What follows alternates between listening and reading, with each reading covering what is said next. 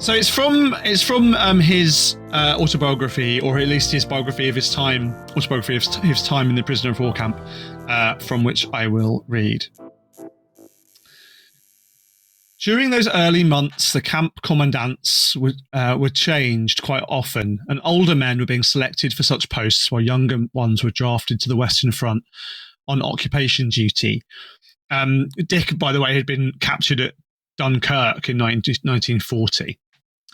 Most of these older men had already known the 1914-18 war, yet despite their imperialistic upbringing, it seems strange that so many of them could accept with such ardour the new Nazi regime. It was one of these reformed characters who almost kicked me to death on Christmas Day, 1941. So Dick describes basically sort of looking out from the camp and seeing in the occupied village these like sort of basically kind of conscientious objectors from amongst occupied Polish families, these men and women who'd refused to kind of assimilate really into the occupied German culture and had been basically put into old cavalry barracks, converted into accommodation. And like the way that Dick describes this guy is, you know, like something out of a kind of war movie, right? Like he's sort of like the stereotypical Nazi camp commandant, right? So he describes basically just for sort of some fun or some cruel, you know, pastime, like setting a huge pack of dogs, Alsatians, onto these prisoners or these civilians. He said, as Poles came swarming out like bolting rabbits from their burrows, the pursuing hounds assailed them with their harsh growls and lacerating fangs. Those who could run ran, and those who were caught in the cordon of Gestapo men.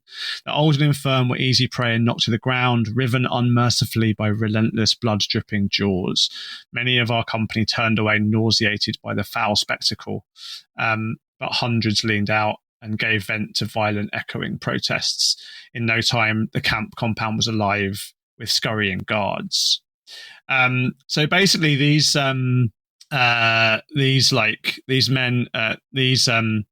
civilians were basically like kind of, you know, set upon by dogs, and the British and other Allied prisoners of war like oversaw it, watched it happening from the windows of their camp, and basically kind of started to, you know, revolt against their occupiers, right? So he goes on to say, I couldn't help thinking this was one of the Nazi methods used to terrorize Poles who showed us any sympathy. Incidentally, it was the anniversary of a breakout, and at the time much sympathy had been shown. Christmas dinner that day was not impressive. Our earlier conduct did not warrant the usual generosity of the festive season, and at midday we queued to receive 1 litre of barley, a tasteless grey mess which incited the bladder to endless activity.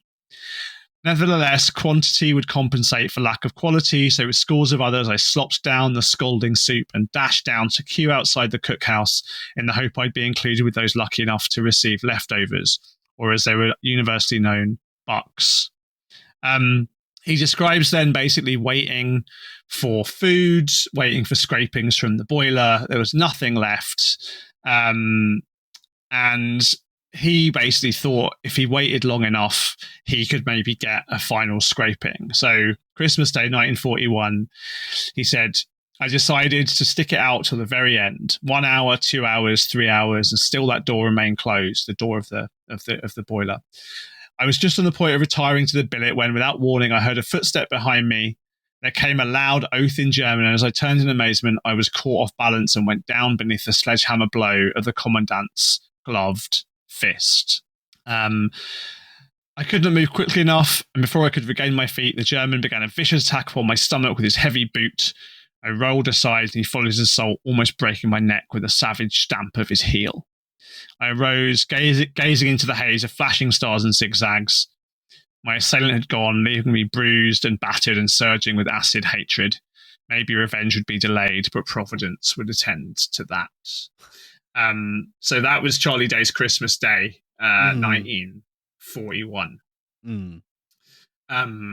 What do you make of that? Not an ideal way to spend Christmas Day, but it will certainly make everything that follows like quite interesting. We should maybe rewind a little bit to talk about like how we ended up there. Yeah, good. So this is a really interesting story in a way. So Dick basically had, as I said, grown up as a young boy, like interested in art and poetry. It's sort of interesting, I think. You know, we talked about this when we talked about Jesse Knight. Like, there's a real kind of, you know, sentimentality in a lot of tattooers that I don't think comes out a lot in the popular imagination of them. We've talked a lot about that for lots of the people we've talked about on this show. And he describes basically like joining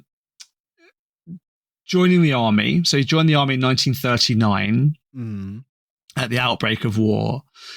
And he said in an interview many years later to a tattoo artist called Ozzie Jobson, who was interviewing him for a British sort of tattoo industry magazine. My father had no tattoos, but he was not against it. When I joined the army myself, he even suggested I keep a permanent illustrated record of my travels in tattoo form. And actually, his autobiography and his poetry book are both have some of his illustrations in them. He's a beautiful little, a draftsman. I began to do this at Rawdon Camp, Hampshire, where an old tattooist had his studio in the front section of a cafe when nightly crowds of soldiers congregated for a wad and a cup of char and a tattoo. I'll always remember the particular smell of this rough and ready tattoo den. It was a mixture of hot tea, cigarette smoke, ink and sweat with an overall cloak of carbolic. 45 years later, I can still vividly recall that almost solid aroma. If anyone mentions tattoo to me, I always recall the atmosphere of our first christening into the tattoo world. How that old tattooist survived in such conditions is still a mystery to me. He did mostly military-type designs and knew them all by heart. There was no fear of his massive machine breaking down. It had the flash of a welding nozzle and the kick of a road drill. And even though he used a single needle outline, the power was the same. That's why many soldiers got blotto before facing him. A further boost to the operation was a constant shower of his cigarette ash, which fell upon the gory area of the tattoo. It stops excessive bleeding, he used to say when we complained. Bring it back. Yeah. What, using fag ash to heal your tattoo? What would TikTok say about that? Oh, I don't really care what TikTok has to say about that. It's just so funny. But like, fully could imagine someone saying, I was like, it stops you bleeding. It disinfects the wound. You're fine. Yeah. Carbolic, by the way, is a kind of like smoke. So yeah, carbolic, was this sort of thing that was used as a disinfectant by tattooists as well, like kind of piece of nonsense medicine. It's actually one of the first pieces of consumer protection legislation that came in.